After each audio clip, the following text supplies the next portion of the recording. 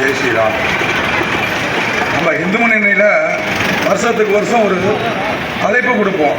அந்த தலைப்பில் என்ன பாதிக்கப்படுகிறதோ அந்த நேரத்துக்கு தகுந்தாப்புல ஒரு தலைப்பு வரும்.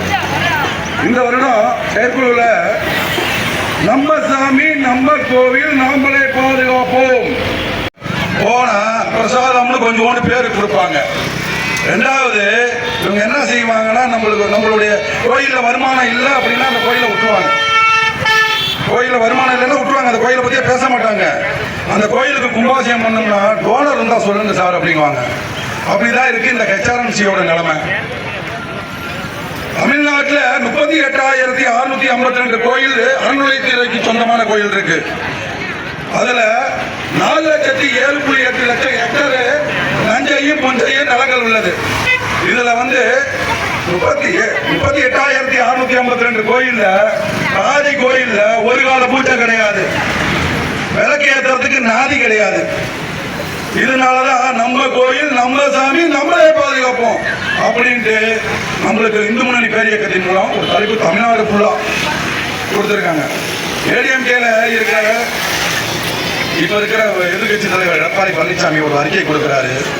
கோயில் நிலங்கள் யார் யார் வச்சிருக்காங்களோ அவங்களுக்கு எல்லாம் என்னுடைய ஆட்சி வருங்கால ஆட்சியில் மன்னார்குடியில பேசுறாங்க. பட்டா வழங்கப்படும். யார் அவங்க அப்பையும் சம்பாதிச்சா பட்டா வழங்கிட்டு போறதுக்கு? ஒரு பட்டாளம் வாங்கணும்னா இந்து முன்னணி சும்மா இருக்காது. தேவையில்லாம உங்களுக்கு வாக்குறுதி கொடுக்கணும்னா தேர்தல் வாக்குறுதி கொடுங்க. அரசு நட்டம் புறம்போக்கு இருக்கு, அதுல எல்லாத்துக்கும் ஏழை எளிய இருக்கு. எவ்வளவோ இடம் கொடுங்க, ஆளுக்கு 3 சுண்டு கொடுங்க. யாரும் கேட்க மாட்டோம். நீ என்ன கோயில் இடத்துல மட்டும்தான் கொடுக்கணும்னா என்ன அர்த்தம்? சரி, உங்க போச்சுக்கே வரும். ரெண்டாவது வக்பாட்டு நிலம் இருக்குல்ல, அதுல எல்லா மக்களும் இருக்காங்களே, அந்த வக்பாட்டு நிலத்தையும் பட்டா போட்டு கொடுப்பேன்னு சொல்ல முடியுமா? தகுதிகள் இருக்கா அவருக்கு? நம்மளை எல்லாம் முட்டாள்தனமாக்கிக்கிட்டு வாக்கு வங்கியை மட்டும்தான் அவங்க செயல்படுத்திக்கிட்டு இருக்காங்க. வருங்காலத்தில் இந்துக்கள் அனைவரும் சிந்திச்சு நம்மளுடைய தேர்தல் கடமையை ஆட்டணும். ரெண்டாவது பட்டவத்தலை ஜெயபுரம் காவல் நிலையத்தில் நம்மளுக்கு 20 வருஷமா நாங்கள் விநாயகர் சிலை வச்சுக்கிட்டு இருக்கோம். எல்லாமே அண்ணன் தம்பி மாதிரி தான் பழகிட்டு இருக்கோம். எந்த ஒரு கருத்துப்பாடும் கிடையாது. ஏதாவது முன்னா சரி பேசி தீர்த்துக்குவோம். ஆனால் இப்போ இதுக்கு முன்னாடி எவ்வளோ வழக்கு போட்டாங்க. கேட்டால் திருப்படிய என் மேலே கேட்டாங்க, ஒரு 5 எங்கள் பொறுப்பாளர் பேரில் கேட்டாங்க, உங்கள் மேலே வழக்கு இருக்குது அப்படின்னாங்க. இப்போ ரீசெண்டாக யூனிவர்சிட்டி எடுத்தால் 5 வழக்கு தான் இருந்துச்சு. அதுவும் ஆர்ப்பாட்ட வழக்கு தான். இதுக்கு என்ன செஞ்சாங்க? வெட்டாத்தலை காவல் நிலையத்தில் கரைபடியாத கைக்கு சொந்தக்கார நல்ல அதிகாரிகளும் இருக்கிறாங்க, நல்ல மனசு உள்ளவங்களும் உள்ளாங்க, தாய் உள்ளம் கொண்டவங்களும் இருக்கிறாங்க. ஆனால் ஒரு சில அதிகாரி என்ன செய்வாங்க தெரியுங்களா? என்ன சார் இப்படி பண்றீங்க அப்படின்னு கேட்டா அவங்களுக்கு உடனே கோபம் வந்துடும். என்ன செய்வாங்க? பதட்டமான ஆள்.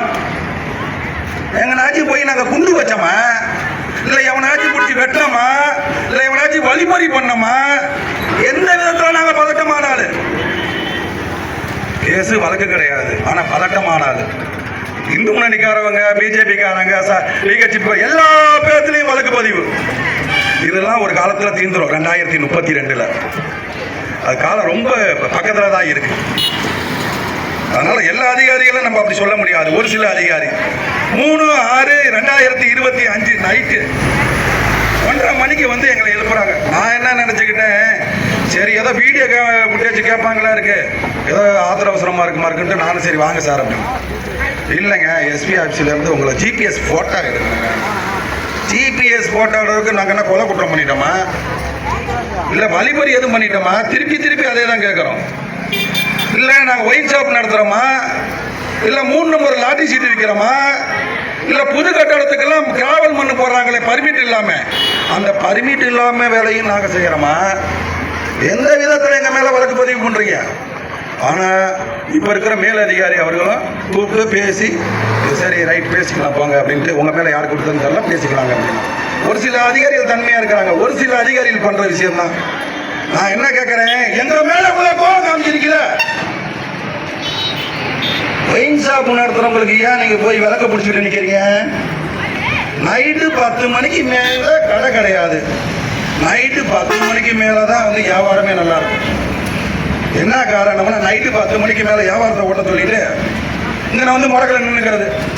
வரவங்கெல்லாம் பிடிச்சி கேஸ் போடுறது. எத்தனை மணிக்கு? நைட்டு 10 மணிக்கு ஓட்ட சொல்லிவிட்டு கேஸ் போடுறது.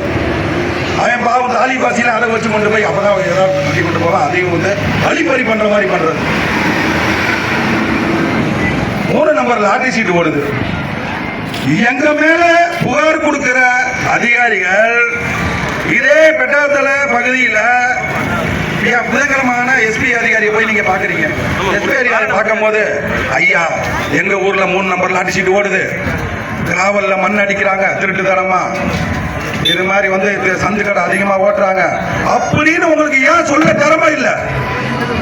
நீங்க வரும் புதன்கிழமை நீங்க சொல்லல அப்படின்னா நாங்க அதை தெளிவுபடுத்திடுவோம். இன்னும் முன்னாடி அண்மையாக தெரியுத இன்னொன்னே தெரிவிக்கிறோம் அப்படின்னு முதல் மரியாதை படத்துல ஒரு வயசான பெரியவர் சிவாஜி கணேசன் ஐயா கிட்ட வந்து அடிக்கடி அழுதுகிட்டு கேட்பாரு, எனக்கு ஒரு உண்மை தெரிஞ்சாகணும் சாமி அப்படின்னு.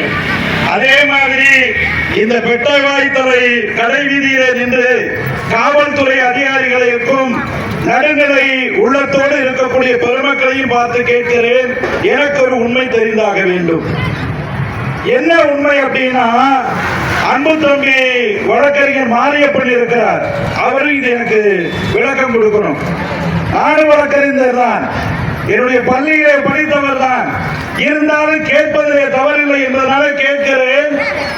ரம்ஜானுக்கு இங்கே நோன்பு திறக்கிறார்களே, எந்த பள்ளி வாசலிலாவது அனுமதி கேட்கிறார்களா?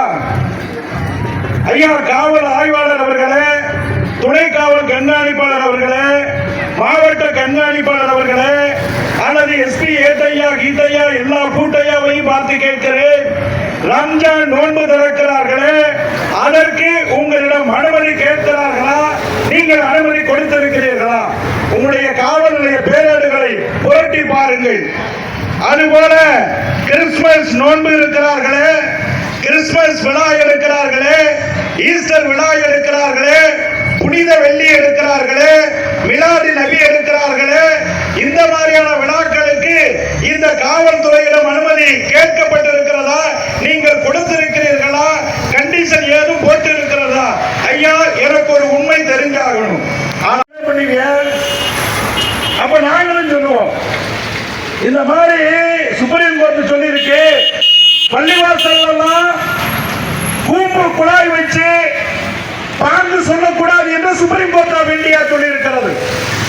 நம்ம வீட்டுல கல்யாண கொட்டகையில கூம்பு குழாய் கட்டிங்கன்னா வந்து போலீஸ் அவுத்துக்கிட்டு போயிடும். அந்த எலக்ட்ரிஷியன் மைக் செட்டுக்காரனுக்கு மாசம் ஒரு ஆர்டர் தான் கிடைக்கும், அவரை உள்ள பிடிச்சு போட்டுவாங்க. அதோட இந்து முன்னணி இந்த பிஜேபி காரங்க வீட்டுக்கே போக கூடாதுன்னு அவன் ஒரு முடிவுக்கு வந்துருவான். இந்த அளவுக்கு எங்களை இந்தியாவிலே இந்துக்களை 2ஆம் தர குடிமக்களாக வைப்பாட்டி பிள்ளைகளை போல நடத்துகிற இந்த கேடுகட்ட தன்மையை நிச்சயமாக வேரோடும் வேரடி மண்ணோடும் அப்புறப்படுத்துவதற்குத்தான் இப்பொழுது விநாயகர் எழுந்து வந்திருக்கிறார். ஏற்கனவே இந்தியா அடிமைப்பட்டு கிடந்த நேரத்தில் பாலகங்காதர திலகர் அவர்கள் விநாயகரை விடுதலை போராட்டத்திற்கான கருவியாக பயன்படுத்தினார். அப்ப விடுதலை போராட்டத்திற்கு பரமசிவன் போராடவில்லை, விடுதலை போராட்டத்திற்கு பார்வதி அம்மையார் போராடவில்லை, விடுதலை போராட்டத்திற்கு வெற்றி வேலன் துணை நிற்கவில்லை, விடுதலை போராட்டத்திற்கு 18ஆம் படி கருப்போ அடைக்கலங்காத்தாரோ ஐயனாரோ அல்லது ஸ்ரீரங்கம் பெருமாளோ தெல்லை நடராஜோரோ சமயபுரம் ஆத்தாரோ விடுதலை போராட்டத்திற்கு போராடவில்லை. ஆனால் விடுதலை போராட்டத்தில் பங்கு பெற்ற ஒரே சாமி பிள்ளையார் சாமி, பிள்ளையார் சாமி, பிள்ளையார் சாமி. அந்த பிள்ளையார் சாமி இப்ப இந்து எழுச்சியை உருவாக்குவதற்காக 2வது அவதாரம் எடுத்திருக்கிறார். இந்திய விடுதலைக்கு எப்படி